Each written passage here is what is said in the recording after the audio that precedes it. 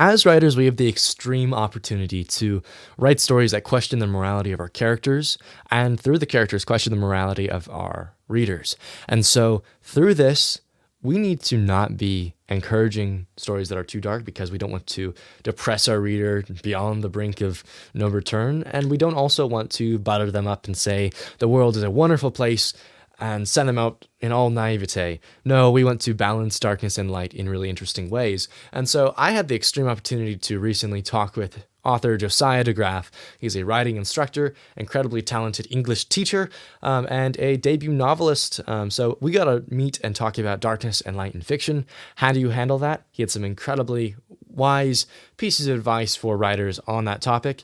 And we got to talk a little bit about his debut novel, A Study of Shattered Spells. So even if you don't know Josiah, or if you do, and if you do know Josiah, I know that you will have an extreme sense of respect and awe at this man's courage and his just his repertoire in the writing industry. And if you don't know him, I would encourage you to check him out, and you can learn about him a little bit in this interview. So without further ado, let's get into that.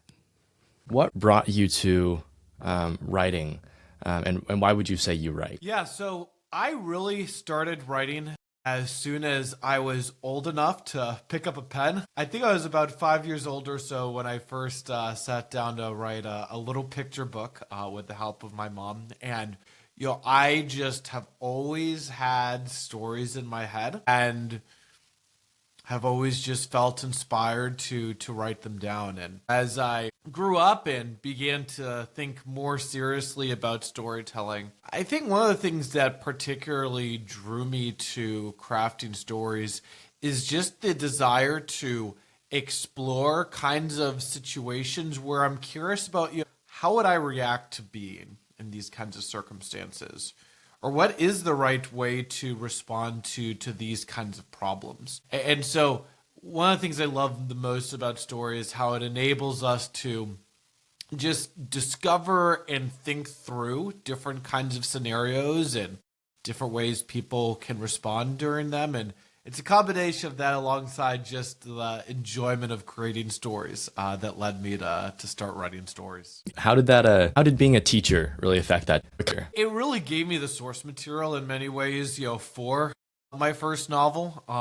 The novel is a magic school story that's written from the teacher's perspective. And, it's only an idea I came up with after I'd been teaching for 4 years and realized, hey, there's actually a lot of things that happen behind the teacher's desk that students may or may not know about that might actually be really interesting story fodder, particularly since I hadn't seen that particular side of an academic school setting explored as much in stories. One of the words of advice that you often hear as a writer is write what you know. And as a fantasy author, I was always a little bit skeptical about how much that advice applied to me, because there had been some well-meaning writing teachers in the past who take it to mean, well, write what you know, Josiah. Maybe just try to write stories set in the real world, not in all these fantastic landscapes and such. And I was like, well, that doesn't sound very fun, just to set stories in the real world. No offense to the great contemporary writers out there. Love what you do. It's just not what personally grabs my interest as much.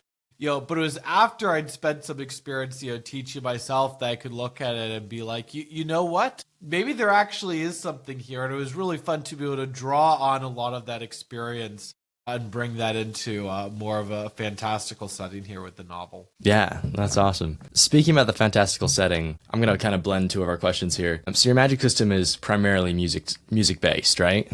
Mm-hmm. Yeah. So how did you approach that with, the appeal that your book has kind of to both to the general market and to the Christian market, kind of like the, millennial Harry Potter in a sense?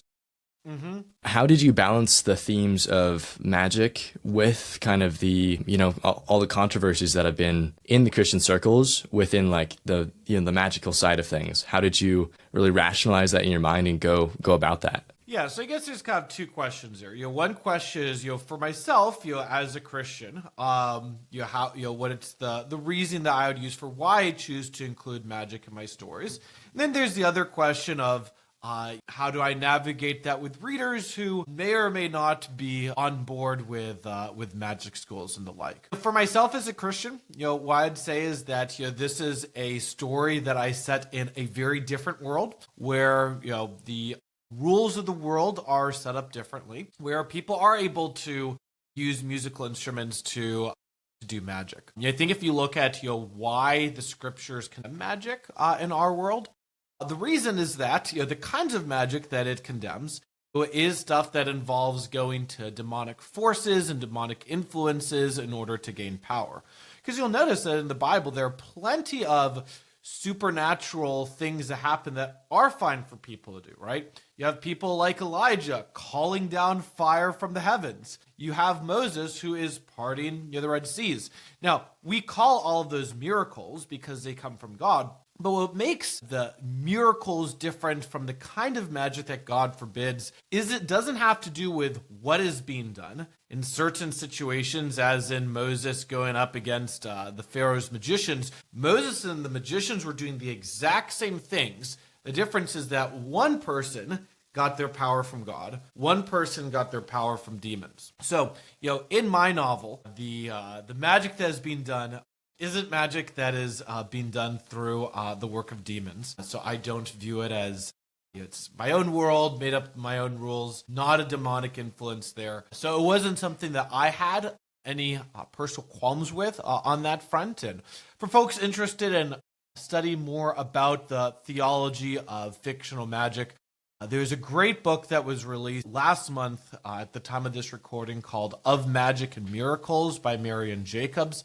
That's a great look at this and how to think really theologically about this. Now, I think for myself, when it comes to readers who may be uncomfortable with fictional magic and stories, I'm always open about here's why I believe, here's why I include.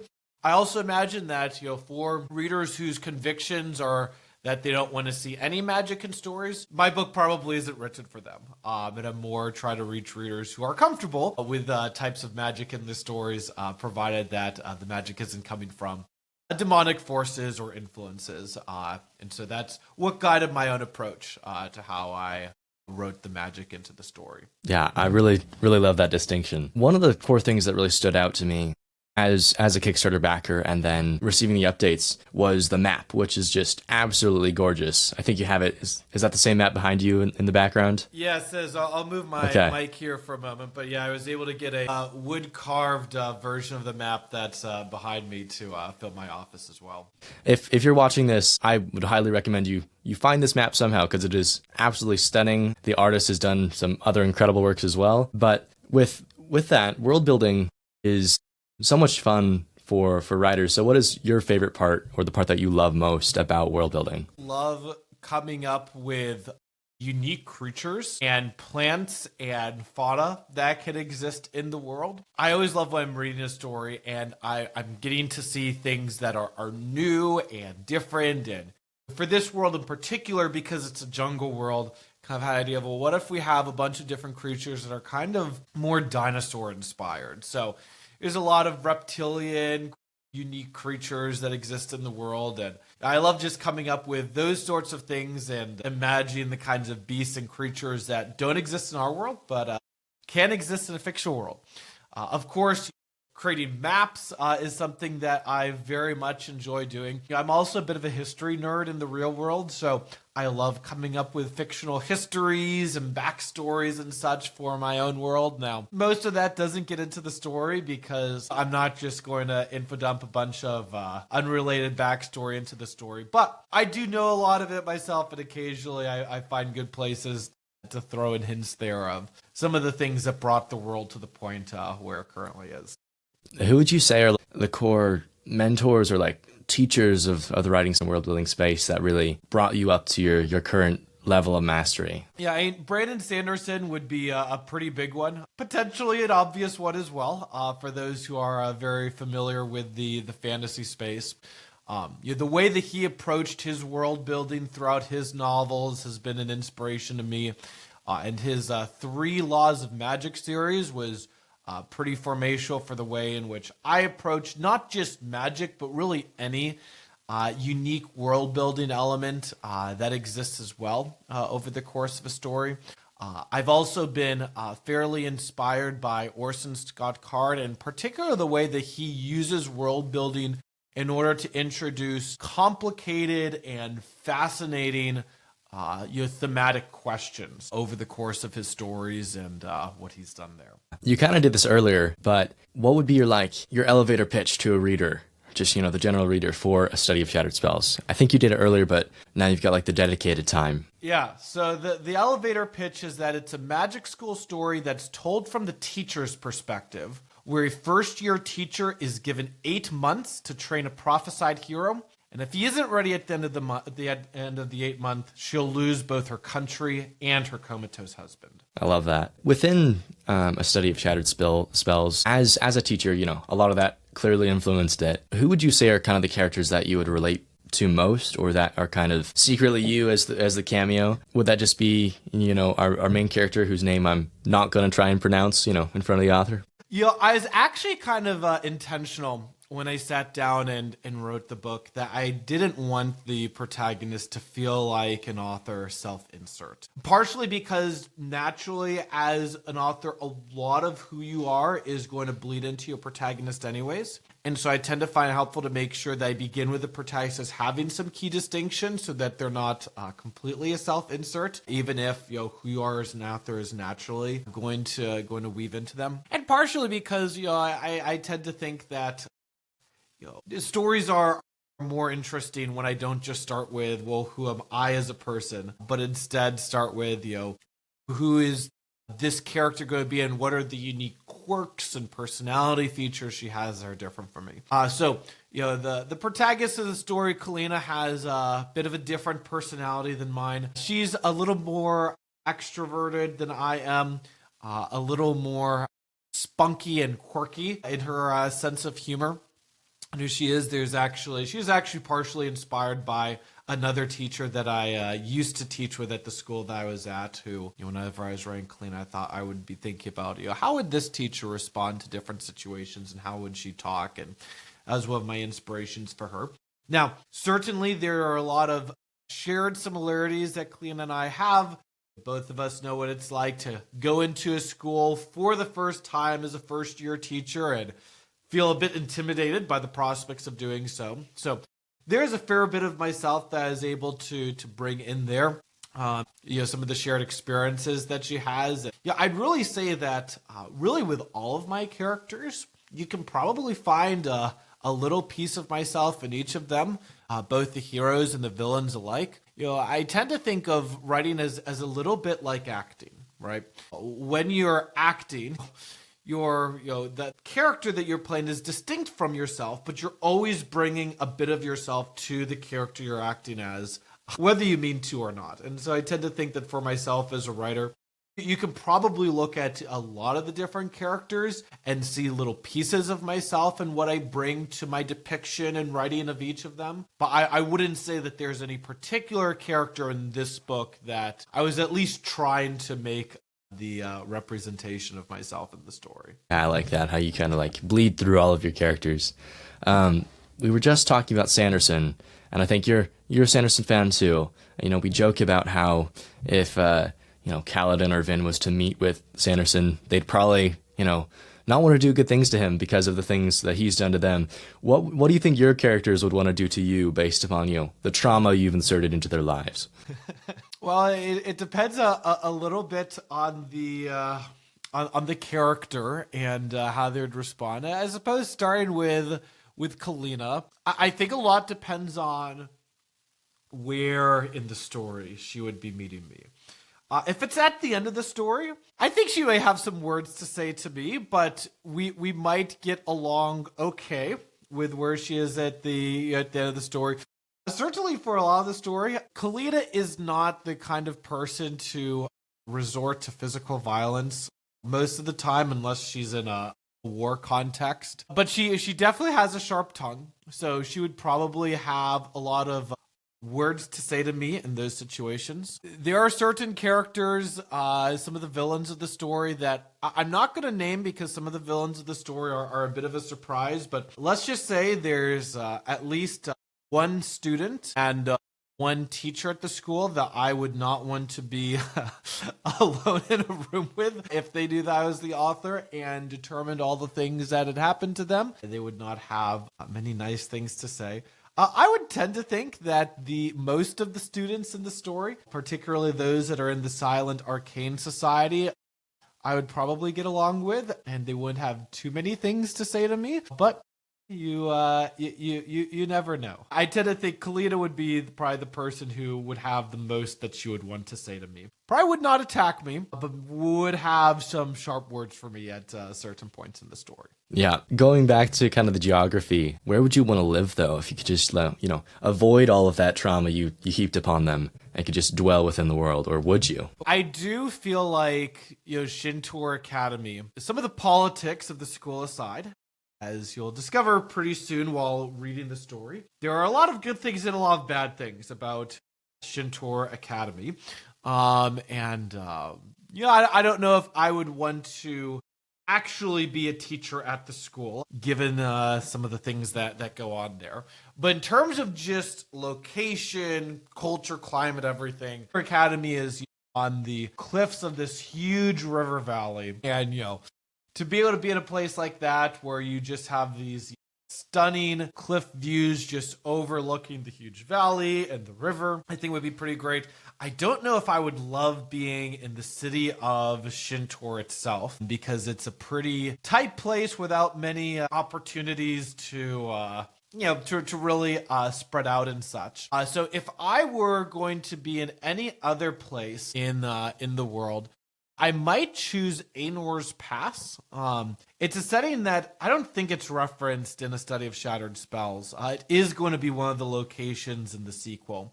It's more of a laid back kind of backcountry of Resade, where it's a bit more spread out. You're not quite as the houses aren't quite as jam packed against each other as they are in Shintor. So I would love the views of Shintor Academy the most, but in terms of what's going to be a nice peaceful home situation, I might lean toward more of the atmosphere of some of the villages in Aenor's Pass. I like that.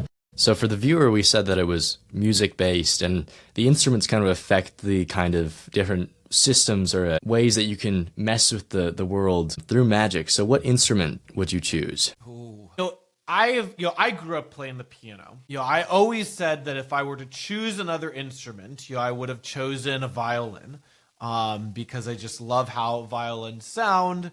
The protagonist, she's not a violin player, she's a cello player, but similar type of instrument. And so if I were just choosing for the musical instrument and the musical sounds, I'd probably choose a violin. If I were going to choose based off of what the instrument is able to do, I would probably choose a lute, because within the world, violins can just, conduct lightning and electricity, which is pretty powerful, but I don't know if I have many reasons in the real world for when I would need to control those things. Lutists are able to do telekinesis, which I think would probably be a more practical and useful power to be able to use in the real world. So I might choose the lute for the telekinetic abilities it unlocks. Yeah, I mean, you could do the light bulb too with the violin. I could. I guess I might be able to save a little bit on electricity costs if I were a violinist. With your knowledge of the real world, you could bring like a revolutionary, a boom of technology to this world. This kind of echoes what we were talking about earlier, but how do you mix dark academia vibes with fantasy without making it too heavy for readers? This kind of echoes the magical appeal, especially with the way in which this book is kind of, not explicitly, but I think there are a lot of Christian themes within it, and a lot of your audience kind of carrying over from those sorts of niches. How did you really balance that? Yeah, that's definitely something that I thought a lot about in the context of writing the story. Particularly when I was getting to about the point of the midpoint of the story, there are some pretty big revelations and decisions that happen at that point that are fairly dark and challenging in terms of what the protagonist has to deal with.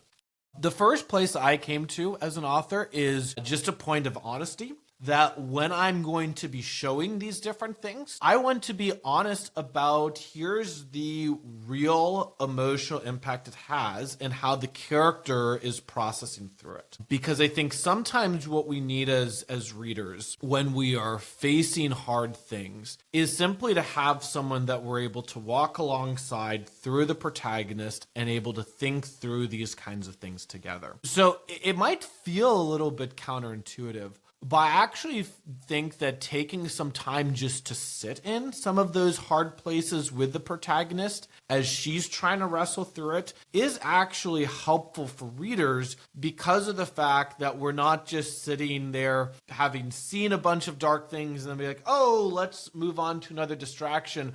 We're able to think through how do we respond to these kinds of things with someone else who is seeking to do the same thing themselves. I do also tend to be careful as a reader for how much of the darkness is being shown and what things I'm showing readers and what things I'm simply telling readers about. So while I'll tend to spend a fair bit of time focusing on showing how characters are unpacking some of the different hard things that are happening, I'm not always going to be the most graphic in showing here are the sort of things that happened. I'll mention that they happen, and sometimes I'll show aspects of them, but I tend to focus more on emotional impact than say on the gory details of the battlefield or other things like this. One of the other things I thought about in this story is, how can I create moments of true levity and joy amidst all of the hard things that are happening.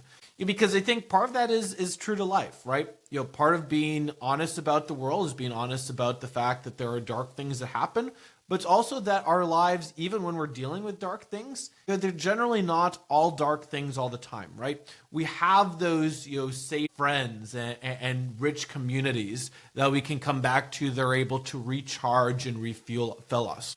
And so part of it is making sure that Kalina had a trusted confidant and family member that she could always be going back to in the character of Shania, who is able to hold that place of home for Kalina and be that place of joy and warmth and community to come back to, as a contrast to helping her get through some of the hard things that she's facing over the course of the story. And finally, I think the last important piece is just making sure that over the course of the story, what I'm showing is that ultimately there are answers to the dark challenges that we face, and there are solutions, and there is a light that is more real than any of the darkness that we face. Now, A Study of Shattered Spells is not a book that's designed to give, here is the only one answer to the challenges that are being explored or anything like that. We're seeing the choices that the protagonist takes and how she chooses to bring light to the situation, and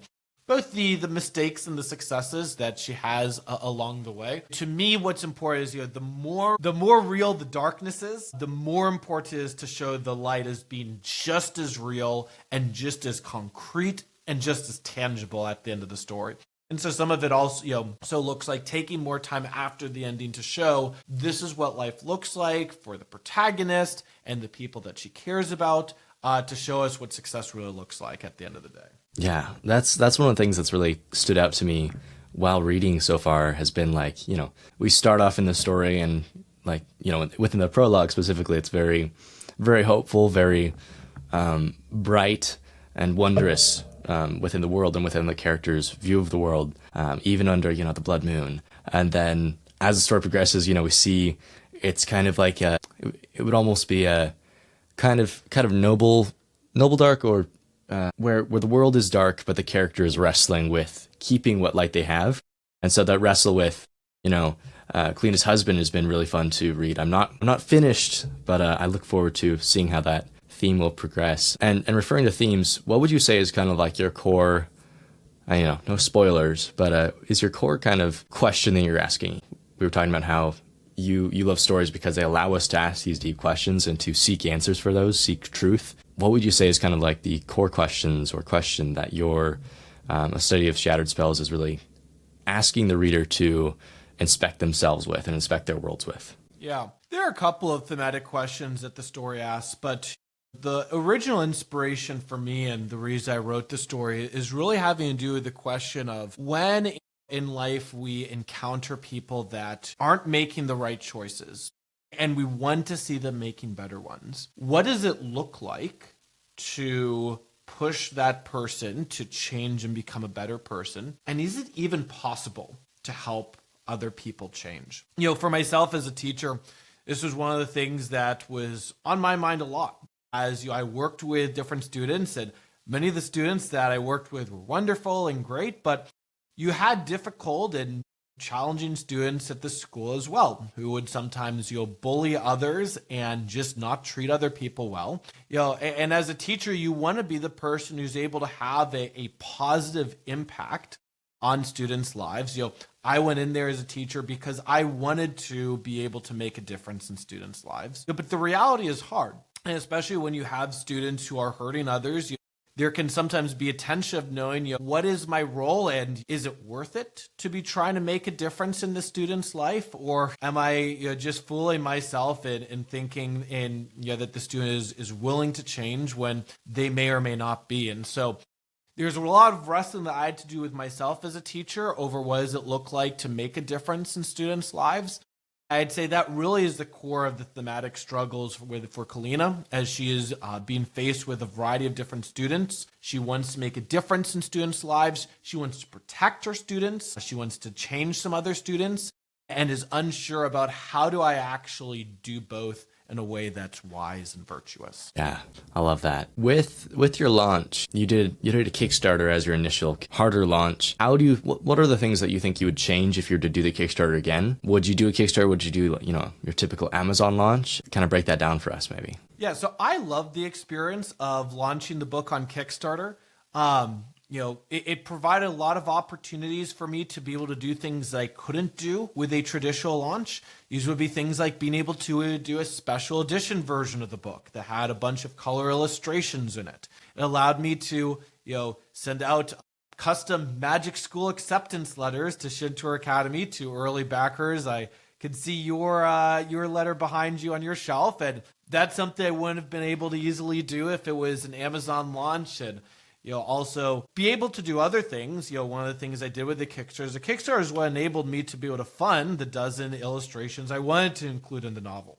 Would not have been able to include all of those or all the fancy maps if I hadn't had that kind of support. So I love the experience of Kickstarter, both for being able to offer things to my backers I wouldn't have been able to offer otherwise, and ultimately just be able to put together a more pretty experience on Kickstarter, and do plan on using that to release future books as well. Yeah, it was incredible to see the success of the campaign, and being in the kind of the launch team. It's been so fun seeing the amount of outreach it's been able to have. What is your plan for the future of this book, of this series, and as your career as an author? Yeah, so next year I plan on releasing a novella that's actually very unrelated to this particular series. This could be tied to my medieval fantasy superhero series that I've been published short stories on in the past. I plan to do a novella set in that world next year. I'll be returning to the world of Shintour Academy and a study of shattered spells in 2027. With the sequel. My plan is for this to be a trilogy when it's all said and done. I have a very clear idea in my mind for these are what the three books are going to be focusing on, and hope to release the second book in 2027, and then the final book in 2029 if all goes according to plan. That's awesome. I'll look forward to that. Is that Visions of Grandeur the same world as the novella? Yes. Yes, so okay. The novella will be set in the same world as Visions of Grandeur, following the character of Sion, who shows up in several of those short stories, as she is trying to uncover the culprit of a crime that has been happening in Rodarin. That's awesome.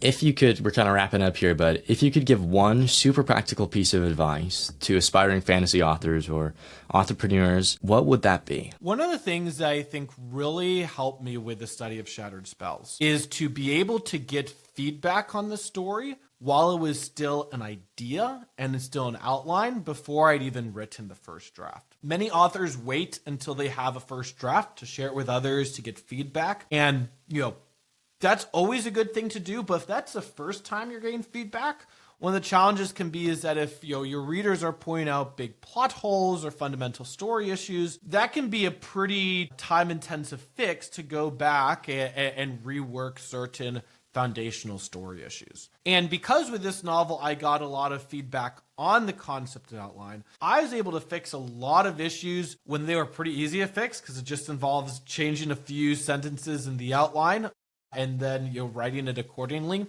That would have taken a lot more time to fix if I'd waited to get that kind of feedback until after I drafted it.